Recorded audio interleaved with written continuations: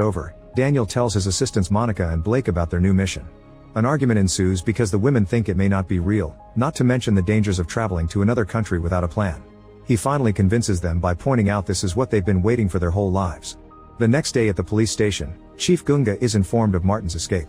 The higher-ups want all the stations to get extra people and wait for orders, but Gunga complains because he doesn't have the budget for extra people. Meanwhile, the zombie squad arrives in Norway and immediately visits a hardware store to get a bunch of tools they can use as weapons.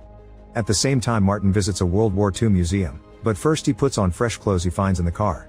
Before entering the building, he accidentally bumps into a black man and the zombie arm tries to attack him, but Martin stops it just in time.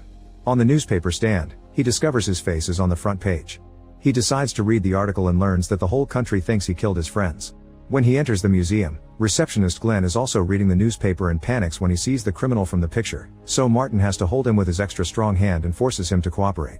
Glenn shows him the information he has on Herzog, who used to be a close friend of Hitler's.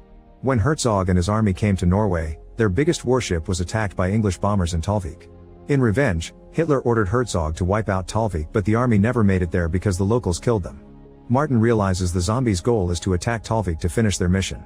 While Martin studies a map to find Talvik, he hears screaming outside. Looking out the window reveals that the zombies are already here, killing tourists in a variety of gruesome ways. They use a person's intestines to take fuel from a bus and refill the museum's tank. Once all the tourists are dead, Herzog uses his power to transform them into zombies and recruit them into his army. After Glenn throws up at the sight, Martin forces him to hide with him by pretending to be two statues.